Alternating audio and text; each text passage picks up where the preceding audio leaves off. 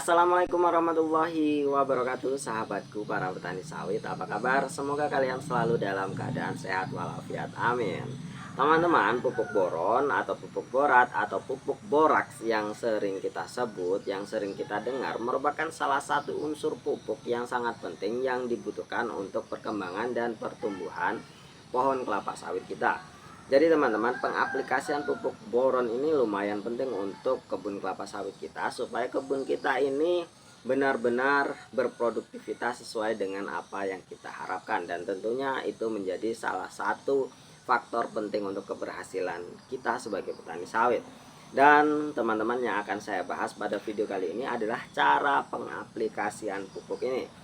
Dan satu rahasia yang belum banyak orang tahu, bahwa pupuk ini selain mengandung unsur boron yang dibutuhkan oleh pertumbuhan atau perkembangan kelapa sawit, ternyata pupuk ini memiliki keuntungan lain selain itu. Nah, keuntungan apa saja teman-teman? Simak terus video ini, nanti kita akan ulas sampai ke akar-akarnya. Baiklah teman-teman, banyak kita tahu bahwa pengaplikasian pupuk itu bermacam-macam caranya. Ada yang ditabur, ada yang dipendam, ada yang dikocor, dan ada yang ditebarkan di pelepahnya. Nah, ternyata teman-teman, manfaat dari pupuk boron ini ada satu lagi manfaatnya, yaitu pupuk ini adalah mengandung racun teman-teman, mengandung toksisitas yang sangat tinggi. Jadi itu sudah saya jelaskan di video sebelumnya, bahwa pupuk ini harus dilaksanakan sesuai dosis yang sudah dianjurkan, dan kita jangan sampai melebihi dosis yang sudah dianjurkan. Nah, karena sifat toksinnya ini, maka pupuk ini bisa mengakibatkan tumbuhan itu mati atau lanas. Dan inilah yang bisa menjadi keuntungan bagi para petani sawit. Jadi teman-teman, pengaplikasian pupuk boron ini tidak dilakukan dengan cara biasa. Kalau menurut saya, alangkah baiknya kalau pupuk ini dilakukan dengan cara penyemprotan. Memang ada yang menganjurkan dengan pembenaman, dengan penaburan, bahkan bisa dilakukan di pelepah kelapa sawit itu sendiri, bisa dilakukan pemupukan pupuk boron ini.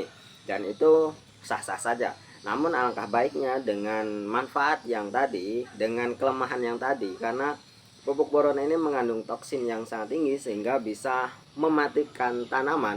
Maka lebih baiknya kalian itu campurkan dengan air dengan dosis yang sudah ditentukan. Ketika dosis per batang itu 50 gram atau setengah ounce, maka kalau dalam satu tank itu kira-kira muat untuk 10 batang, maka jadikanlah pupuk itu menjadi 500 gram untuk satu tank, dan jadikan untuk 10 batang untuk sawit yang sudah dewasa teman-teman.